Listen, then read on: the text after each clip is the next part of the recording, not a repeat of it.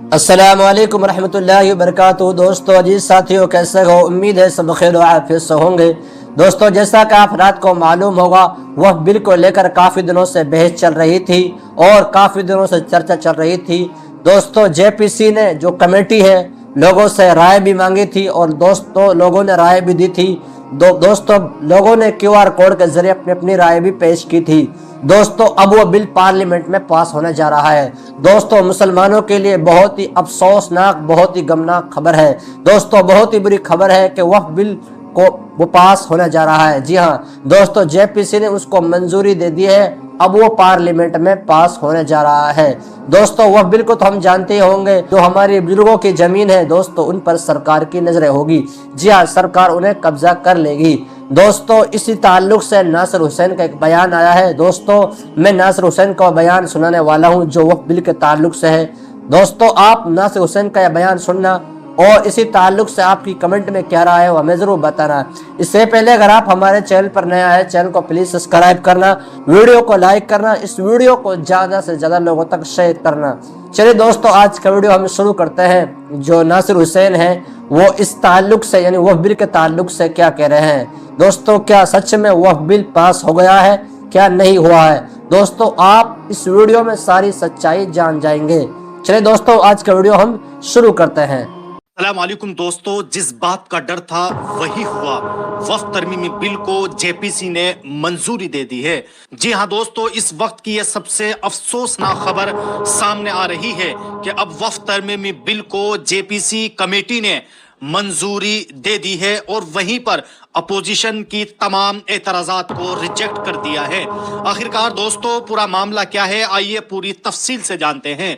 दोस्तों, आपको बताते चले कि वक्फ तरमीमी बिल पर गौर-ओ-खोज के लिए तश्कील दी गई पार्लियामेंट की मुश्तरका कमेटी ने बीजेपी और उसके इत्तेहादियों की 14 तरामीम को मंजूरी दे दी है, जबकि अपोजिशन की 44 तरामीम को रिजेक्ट कर दिया है।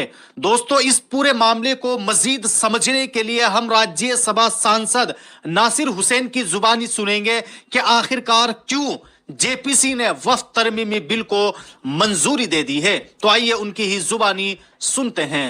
आज जिस तरह से जेपीसी की मीटिंग में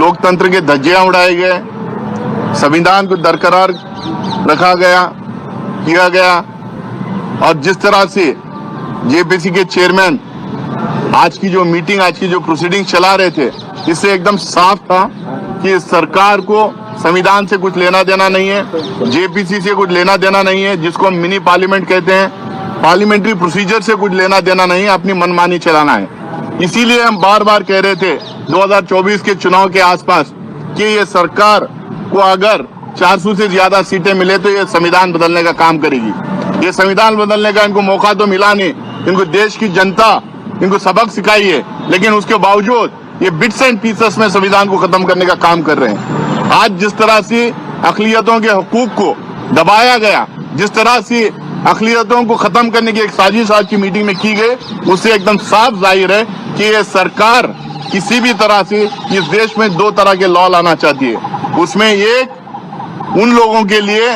जो अक्सरियत में है, एक लॉ उनके लिए जो अक़लियतों में जो मेजॉरिटी में है, ये उनके लिए जो माइनॉरिटी में है। इससे एकदम साफ बात जाहिर हो रहा था जिस तरह से प्रोसीजर्स को बाईपास कर रहे थे। हम बार बार कह रहे थे कि 7-8 जो स्टेप्स हैं प्रोसीजर्स के, जो फाइनलाइजेशन ऑफ द रिपोर्ट में, उसको सारे प्रोसीजर्स को फॉलो करना चाहिए। हम बार बार ये कह रहे थे कि इसमें डिटेल डिस्कशन होना चाहिए, लेकिन जिस तरह से राजा साहब ने बताया कि उनके लिए complete disregard to the parliamentary procedures, आज उन्होंने आज का सेशन चलाया, आज की मीटिंग उन्होंने चलाई है। जैसा राजा साहब ने कहा, 95% जो स्टेक होल्डर्स आए थे, जो विटनेसेस बन के आए थे, वो इस बिल के खिलाफ उन्होंने अपनी बात रखी, ये बिल का विरोध करके उन्होंने गया है। 5% वो लोग थे जो सरकार से स्टेज मैनेज थे, जिनकी मानसिकता एकदम साफ नजर आ रही थी, वो क्यों वहां पे आए थे। ना वो स्टेक होल्डर थे, ना उनको वक्त से कुछ लेना देना था। हम कह रहे थे कि ये 95% या 100% जो स्टेक होल्डर्स आए थे, उनके मिनट टू मिनट उनका जो मिनट्स है वो हमारे सामने रखा जाए, सारे मेंबर्स को दिया जाए। वो नहीं दिया गया। जो स्टेक होल्डर्स को हम लोगों ने सवाल जो पूछे थे, उनके जो रिप्लाईज आए थे, उसका हम लोगों ने पूछा कि उसको सारे मेंबर्स को प्रोवाइड करो, लेकिन उसका उसका कोई खुलासा नहीं था, उसने हम लोगों को कोई उसका सर्कुलेशन नहीं किया। हम लोगों ने कहा कि जो कमिटी, जो मिनिस्ट्री ऑफ माइनॉरिटी अफेयर्स, जो जेपीसी के इतने सारे प्रोसीडिंग्स में जो बैठी हुई थी, उनकी रिपोर्ट की कॉपी हम लोग को दें, ताकि उनसे हम लोग को पता चलेगा कि इसमें ये 34-35 मीटिंग जो चले उसमें उसका निष्कर्ष क्या है करके, वो दिए नहीं। पिछले 3 स्टेट्स में जहां हम गए थे, पटना, लखनऊ और बिहार में जो मीटिंग्स हुए, जिनको 7 दिन 10 दिन का टाइम दिया गया था रिप्लाई करने के लिए, वो रिप्लाईज हम लोग को प्रोवाइड नहीं किया गया। अचानक रात के 11:30 बजे ये कुछ अमेंडमेंट जो प्रपोज किए गए थे, वो अमेंडमेंट को कंसोलिडेट करके हम लोग को भेजते हैं और कहते हैं ये कल क्लॉज टू क्लॉज डिस्कशन है। भाई, जब स्टेक होल्डर्स की डिपोजिशन हो गया, जब विटनेसेस आके चले गए, जब मिनिस्ट्रीज आके डिपोज किए, उसके बाद में जेपीसी के मेंबर्स को आपस में क्लॉज टू क्लॉज डिस्कशन करना चाहिए।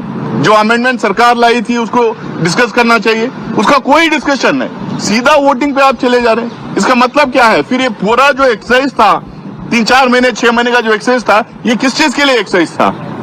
अगर हम क्लॉज टू क्लॉज डिस्कशन नहीं करेंगे, जैसा परसों मैं आपको बता रहा था 3 दिन पहले यहीं पर, हमारे इतने इसमें लॉस हैं जो स्टेट ने एनाक्ट किया है, जितने अलग अलग स्टेट में लैंड को लेके है, लैंड रिफॉर्म्स को लेके, लैंड सीलिंग एक्ट्स आके हैं, इनाम अबॉलिशन है, जागीरदार अबॉलिशन है, ये कई उसमें लैंड को लेके कई लॉस हैं।